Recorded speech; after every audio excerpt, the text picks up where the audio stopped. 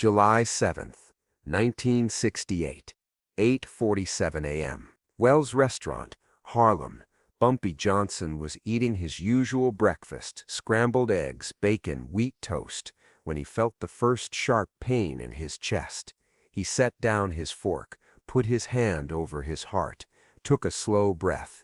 His wife May looked up from her coffee. "Bumpy, you okay?" "I'm fine," he said. But he wasn't fine. The pain was getting worse. Bumpy Johnson had survived 3 assassination attempts, 5 years in Alcatraz, countless fights with white gangsters who wanted to take Harlem from him, but he couldn't survive his own heart. In the next 5 minutes, Bumpy would die. But before he did, he'd say 8 words that would define his legacy forever. July 7th, 1968. Bumpy woke up at 6:11 a.m. like he always did. 62 years old. Tired. His doctor had warned him 6 months earlier. "Your heart is weak, you need to slow down. Less stress, less excitement." But how do you tell a man like Bumpy Johnson to slow down?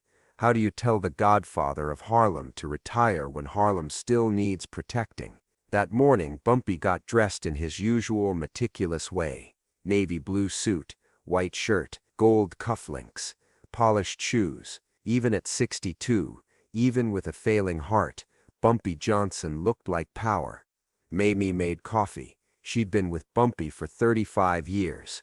Through prison, through violence, through everything. She was the only person who'd never left him. "You don't have to go out today," Mayme said, as she poured his coffee. "Stay home, rest." "Can't," Bumpy replied. "Got things to handle." "What things?" "You're retired, Bumpy. You don't run the streets anymore." "I don't run them, but I still protect them." "Different thing." They left the house at 8:15 a.m. Walked to Wells Restaurant like they did every Sunday morning. It was a ritual, a routine, a way to stay connected to the neighborhood. People greeted them on the street. "Morning, Mr. Johnson. How you doin', Bumpy?" "Mrs. Johnson, you lookin' lovely today." Respect. That's what these greetings were, not fear. Respect. They arrived at Wells at 8:30 a.m. The owner, Raymond, had their usual table ready. The corner booth, back to the wall, view of both doors. Old habits. They ordered. Bumpy got his usual. Mayme got pancakes and fruit. The Sunday morning crowd was starting to fill in. Families, church folks getting breakfast before service.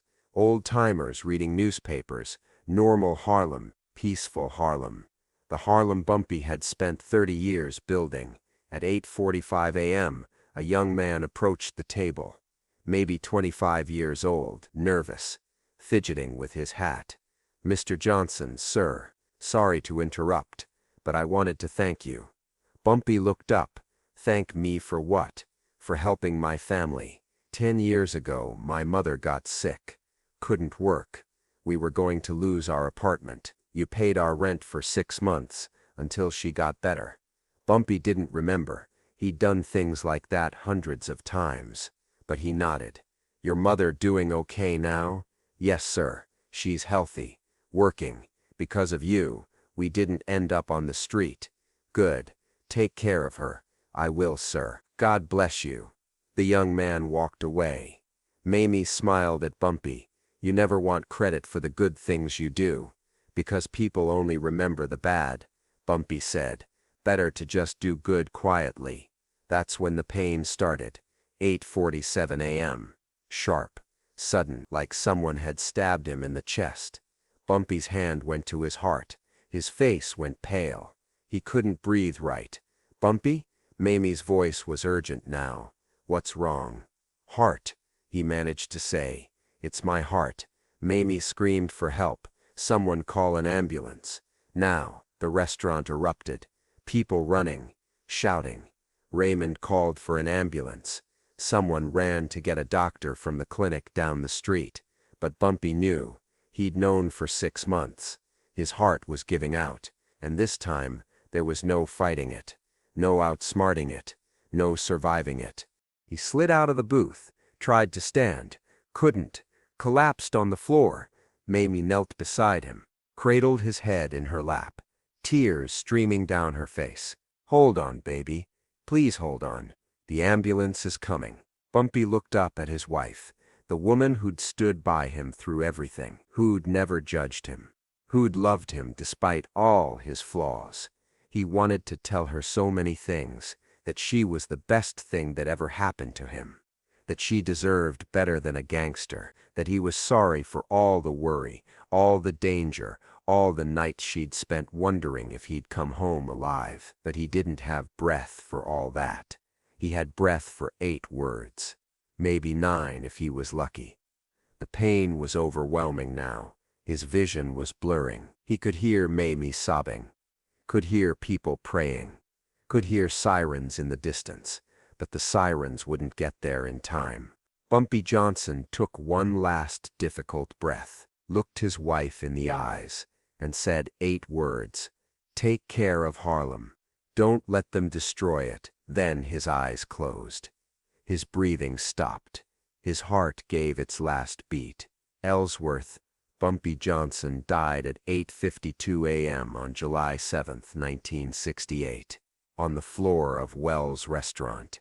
In his wife's arms, in the neighborhood he'd protected for 3 decades. The ambulance arrived at 8:54 a.m. 2 minutes too late. The paramedics tried to revive him. CPR, adrenaline, everything they had, but Bumpy was gone. Mayme rode with his body to Harlem Hospital, held his hand in the ambulance even though he couldn't feel it, stayed with him until the doctor officially pronounced him dead at 9:17 a.m. Then she called people, Bumpy's close friends, his business associates, the people who needed to know first. By 10:00 a.m., word had spread through Harlem. Bumpy Johnson was dead. By noon it felt like the entire neighborhood was mourning. People gathered outside Wells' restaurant, left flowers, candles, notes. "Thank you, Bumpy. You protected us. Harlem won't be the same." The funeral was held 5 days later, July 12, 1968. Abyssinian Baptist Church on 138th Street. The church held 2,000 people, but 5,000 showed up. The line stretched for 6 blocks down 7th Avenue. Inside the church, Adam Clayton Powell Jr., the congressman, Betty Shabazz, Malcolm X's widow, musicians, activists, business owners, and hundreds of ordinary Harlem residents. Outside, 3,000 more people. They couldn't get into the church, but they came anyway, lined the streets, waited in silence. This wasn't a mob funeral. This was a community funeral. Harlem saying goodbye to the man who'd protected it. The Reverend's eulogy was powerful. "We gather today to mourn Ellsworth Johnson. Some knew him as Bumpy. Some knew him as the man who ran the numbers. Some knew him as the man who kept white gangsters out of Harlem. But I knew him as the man who paid for my church's roof repair when we couldn't afford it. As the man who made sure Mrs. Anderson's grandson got to college. As the man who stopped Frank Lucas from flooding our streets with heroin." Was Bumpy perfect? No. He broke laws. He lived a life we don't condone from this pulpit. But he also protected this community when nobody else would. He loved Harlem, and Harlem loved him back. The Reverend paused. Bumpy's final words were, "Take care of Harlem. Don't let them destroy it." That was his dying wish. Not for wealth, not for legacy, but for this community to survive him. So we honor him today not by celebrating crime but by committing ourselves to his vision. A Harlem that's safe, strong, and ours. That's how we keep his memory alive. When they carried Bumpy's casket out of the church, 5,000 people stood in silence. Not a sound, just respect. They took him to Woodlawn Cemetery in the Bronx. Small graveside service. Just family and close friends. Maybe stood at the grave as they lowered Bumpy's casket. She'd held herself together through the funeral. But now, alone with Bumpy one last time, she broke. "You kept your promise," she whispered. "You protected Harlem. You kept the drugs out. You died trying. I'm proud of you. I always was. They buried Bumpy Johnson next to his mother. Simple headstone. No flashy memorial. Just his name and dates. Ellsworth Bumpy Johnson, 1905–1968. He loved Harlem. In the days after Bumpy's death, something remarkable happened. The people he'd helped, people he'd protected, given money to, kept safe, they came forward. A woman who Bumpy had paid to go to nursing school. A man whose grocery store Bumpy had saved from Italian mob extortion. Kids whose college tuition Bumpy had secretly funded. Hundreds of stories, all the same theme. Bumpy Johnson had helped them when they had nowhere else to turn. Mayme kept a scrapbook of these stories, newspaper clippings, letters, photos. She wanted to preserve the real Bumpy, not just the gangster, but the protector. People think they know who he was, Mayme said in a 1985 interview. They see the movies, the TV shows. They think he was just a criminal, but Bumpy was more complicated than that. He did bad things, I won't deny that. The numbers game hurt people. The violence hurt people. But Bumpy also kept much worse things from happening. Kept heroin out. Kept the Italian mob from exploiting Harlem. Kept the community safe. Was that redemption? I don't know. But it was something. Mayme Johnson lived until 2009. 41 years after Bumpy's death, she never remarried, never dated. She said Bumpy was her one love, the only man she'd ever need.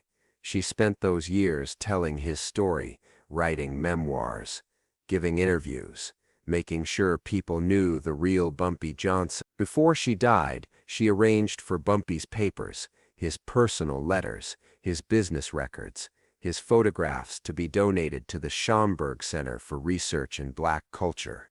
This is his legacy, she said. Not just the crime, the whole story, the good and the bad. Let history judge him fairly. Wells Restaurant closed in 1975. The building stood empty for years. In 1982, before it was demolished, someone painted a message on the wall, July 7, 1968. Here died Bumpy Johnson. His last words, "Take care of Harlem. We're trying, Bumpy. We're trying." That message stayed until the bulldozers arrived, but someone photographed it. That photo hangs in barbershops and community centers across Harlem today, July 7th. Every year, people still gather where Wells Restaurant used to be. They pour out liquor, share stories, remember the man who told them with his dying breath to take care of Harlem. Take care of Harlem. Don't let them destroy it. 8 words, Bumpy's final gift. His last command, his ultimate purpose revealed. Not take care of my money, not take care of my empire, but take care of Harlem. That's what mattered to Bumpy in the end. Not his legacy, not his reputation, but the community he'd spent his life protecting. Today, Harlem faces different challenges. Gentrification, rising rents, cultural erasure. The problems Bumpy fought are gone, but new ones have taken their place. And when community leaders fight against these forces, they invoke Bumpy's name, his final words, his dying wish. What would Bumpy do? It's become a rallying cry, a reminder that once, someone cared enough about Harlem to make it his dying words. Bumpy Johnson was a criminal. Let's be clear about that. He ran illegal gambling. He used violence. He broke laws. But he was also a protector, a father figure, a man who, in his flawed way, loved his community enough to spend his last breath asking someone to care for it. That's complicated. That's messy. That's real. History isn't about perfect heroes. It's about real people making real choices in difficult circumstances. And Bumpy Johnson made a choice.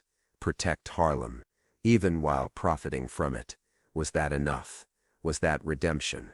Was that a life well lived? You decide. But 5,000 people lined the streets to say goodbye. And 56 years later, we're still talking about his final 8 words. That's not nothing. That's legacy. Complicated, controversial, but undeniable. If this story about final words and lasting legacies moved you, hit that subscribe button. Drop a like if you believe everyone deserves to be remembered for their whole story, not just one part. Comment below, what do you want your final words to be? Remember, legacy isn't about being perfect. It's about caring so deeply about something that you think about it with your dying breath. Bumpy Johnson thought about Harlem, and Harlem has never forgotten.